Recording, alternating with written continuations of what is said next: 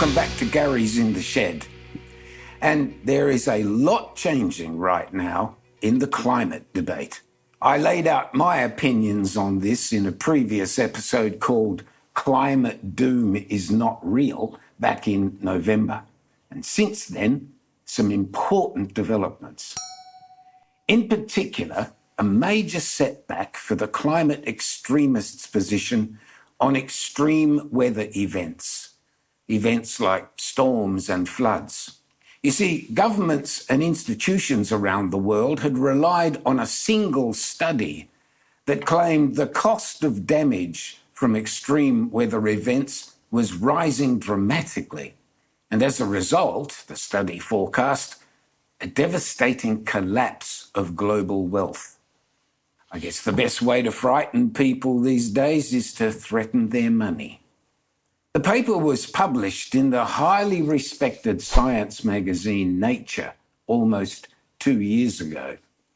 In 2024, it was reported in media over 4,000 times, the second most media-covered climate change paper in that year alone.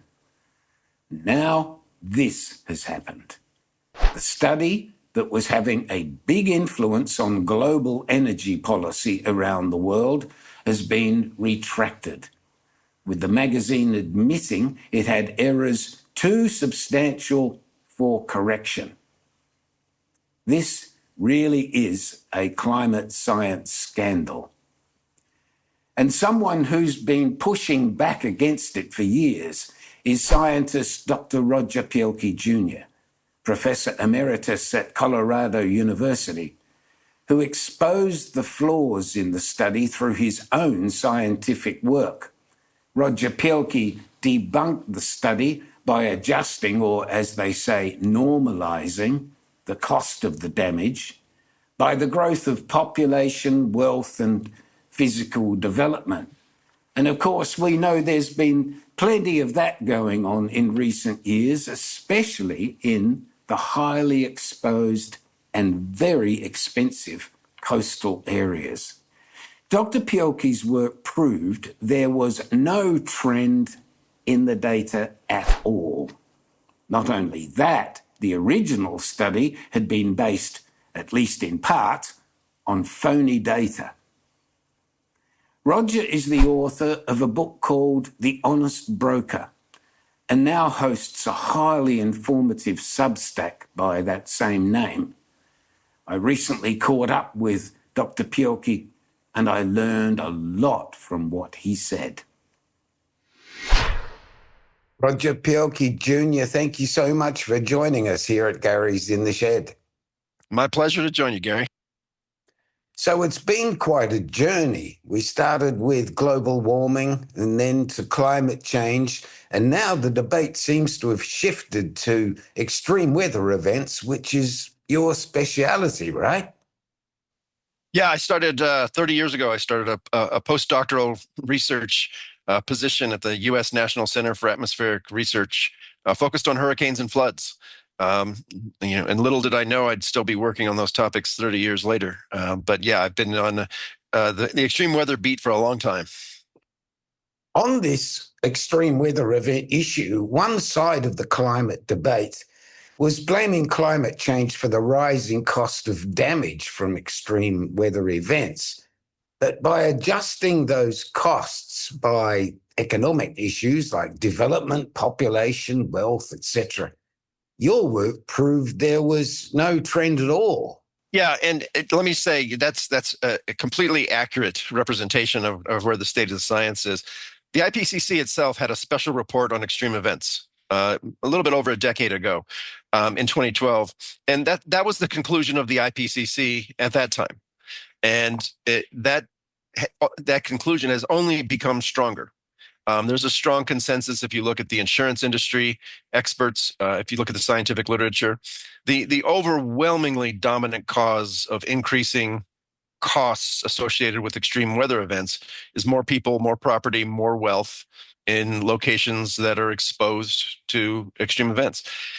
It's perfectly reasonable to look at different metrics of extreme weather events and look for trends and changes, and some have been identified. But the last place you want to look for signals of human-caused climate change is in messy economic data. Um, use weather data to look for weather trends. Yes, and interestingly, in recent days, there was a major event with the elimination of the one report that had been relied on by so many people, arguing that those economic costs were evidence of climate change, and that's now gone completely. That study. Yes, so there was a study, and it was focused more on projecting the future costs of climate change. It was a macroeconomic study. It was Kotz and colleagues published it in 2024. And immediately after that study was published, well, even before it was published, if you look at the peer review file, the peer reviewers had some very strong concerns about that paper. Immediately after it was published by Nature, they received, within a month, I think the first critique came in that identified really fatal flaws in the assessment. And it used sophisticated macroeconomic and statistical methods to suggest, massive GDP consequences of future climate change, very outside the lines of even other studies that we might call into question. The real issue with that paper wasn't that it had some errors in it. Science is a human endeavor, and flawed papers get published. The real eye-opener, I think there's two issues. One is the paper was immediately adopted in policy settings. So, for example, a financial regulator, the Network for Greening the Financial System, adopted the paper's methods as its damage function for stress testing for central banks globally. UK government, the US government, and others adopted the study as truth. The other problem was that even after finding out within a month that the paper was fatally flawed, it took Nature 18 months and many other critiques and public critiques, and I've written about it before it was retracted. So it shows that science is self-correcting. That's the good news here. But sometimes it takes a little longer than it should. And in this case, it shouldn't have taken 18 months to retract this paper. I have to admit, I was quite amused the other day when I was looking at one of your presentations where you showed Miami Beach today and back in 1929. Back then, there were great expanses of undeveloped land, of course, but now it's back-to-back multi-story five-star hotels. Well, there's no surprise where the greater cost of damage would have been. Yeah, I mean, this is it should be self-evident, and I do sometimes have some surprise that people even want to debate this point. Sure, climate changes, humans cause the climate, but society changes too. And there are many pictures you can find online now of Doha 20 years ago, Shanghai 20 years ago, and just anyone that gets in an airplane and you look down, we dramatically change the Earth's surface, and in the process have more accumulated wealth in harm's way. Yes. So let's move on, if I may, to temperature. So the United Nations, as recently as November, again downgraded its forecast about what the global temperature would be in 2100 to, I think it was down to 2.8 degrees increase from pre-industrial times. Well, we're already at 1.5 degrees. Does that worry you? Another 1.3 degrees? Yeah, it should worry all of us. And let me say, to bring things up to date, the UN Framework Convention on Climate Change, in its statement that emerged after the Brazil Conference of Parties just a few weeks ago, concluded, their conclusion was that we're facing a 2.2 to 2.5 degree temperature increase by 2100. And there's an important story here. This is not about the physical sciences of climate that these numbers have come down. This is due to changing projections of future energy use in the scenarios. So climate change is always going to be a risk problem. The future impacts of human-caused changes in climates could be quite severe, and they could be deeply problematic. Or on the other hand, there are scenarios where they are an annoyance and something that we can pretty well manage. And we won't be able to distinguish between more severe and more benign outcomes based on crystal balls or goat entrails or computer models. So my view is that the risks of future climate change get us to the front door of the policy house. They tell us, well, here's some things that you might want to be concerned about. Um, they don't tell us if we should decarbonize, how we should decarbonize, how fast it should be, how much we should pay. Those are all questions that involve a much broader suite of issues. It turns out that energy policy rests on it's a table with many legs, and some of those legs are energy affordability, energy access in many parts of the world, energy security. For many countries is very important. And here in the United States, we're seeing debates about the costs of goods and the costs throughout the economy, affordability, which is always going to be a primary importance. So thinking about decarbonizing the global economy is certainly important, but it can never be the only value that we seek to prioritize in energy policy. I noticed just in the past week that you reported that the New York Times has actually started to acknowledge this idea that this is complex. There are no simple solutions, and we've got to balance the environment against, humanity and development. That was Right. a very interesting development for them. Yeah, I mean, I could go on all day about some of the issues with media reporting of issues related to climate, but I did highlight, and props to the New York Times and the journalists who acknowledged that, yeah, there are some complexities here that go well beyond simply emissions reductions. That can't be the only goal. And there are some in the climate movement who have decided that global average surface temperature, 1.5 degrees, 2 degrees in 2100 is the be all end all measure of humanity's well-being, the well-being of the planet. And obviously things are much more complicated than that. I've often wondered how believable are the numbers anyway, given the reliability. So, what's the margin of error in some of Yeah. this data? Yeah, and I would be the first to say that there's plenty of uncertainties about how the future will evolve, and we can only go so far into clarifying our view of how the future will develop, and that's why I always come back to the idea that we're dealing with risks, not certainties, and all else equal, we'd like to take risks off the table, so that we don't have to deal with them. But energy policy and climate change is really interesting because one way we take the risks of harm off the table is through consuming more energy. So, for example, air conditioner penetration in India is something like 5%. Here in the United States, it's most everyone who would want an air conditioner has access to one. It's above 90%. And so, if you're worried about extreme heat, air conditioning is a very important tool for adaptation. But if you want to have dramatic expansion of air conditioners, and there's projections that there will be 5-6 billion more air conditioning units deployed in India over the next half century, you're going to need a lot of electricity, and electricity has to come from somewhere. So there are important trade-offs that we should be discussing when it comes to energy policy and climate change. And my colleague Mike Hume at Cambridge he has a very nice saying that there's some futures that are 2 degrees or above that might be better futures than others at 1.5 degrees, depending on how we develop. Yes, the capacity of humankind to adapt and mitigate is always underestimated. Right, right, Yeah. One of the things that agitates me sometimes is people's attitude to fossil fuels without even thinking about life in the third world. right. And that agitates me because there are people getting sick and dying from being poisoned by the air in their homes.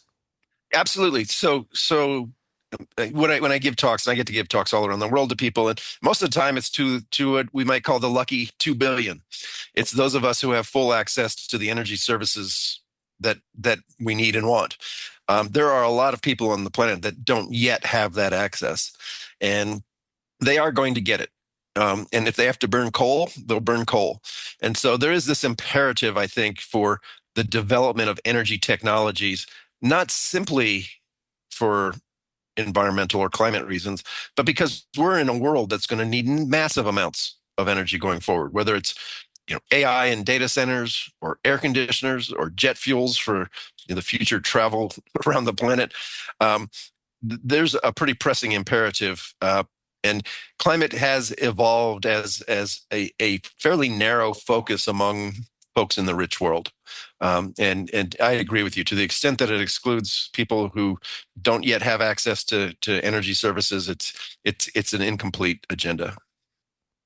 One of the things that got me kind of excited in 2025 was the Department of Energy's study, in which you were cited 10 times, I believe. The ferocious response from some of the extremists in the climate movement was absolutely astonishing to me. But my question is, has any meaningful response come up that challenges the data or challenges the positions that were in that report? As you say, there was a furious response. Interestingly, I think I and my colleagues' work is among the most cited in that report. None of the critiques of the report even discussed any of our work, which I found to be pretty interesting. In response to that, the U.S. National Academy of Sciences convened a committee to quickly write their own report on climate science. And one of the most interesting things of this whole process is that if you take a look at the DOE report and the science that it cites in there, and you look at the National Academy's report and the science it cites, there's no overlap, none. They are in parallel universes. And so for me, rather than having dueling assessments, I'm not a fan of dueling assessments. I would much prefer that the climate science community itself bring everyone together. The people who have more critical views, the people who have more alarmist views, lock them in a room and say, hey guys, tell us what you know, what you don't know, where you agree, where you disagree, and write a single report. Come together. And the whole process is, to me, the most important thing. It's not what was in the DOE report or in the National Academies, but it revealed how broken the climate science community is. The inability of people to engage with others who might disagree is deeply problematic for a scientific community. And honestly, if you take a look at the published research, this is how you destroy trust in experts. Is you have experts who are deeply politicized, can't agree to work with each other, and assessment processes that break down. So are you an optimist for the future?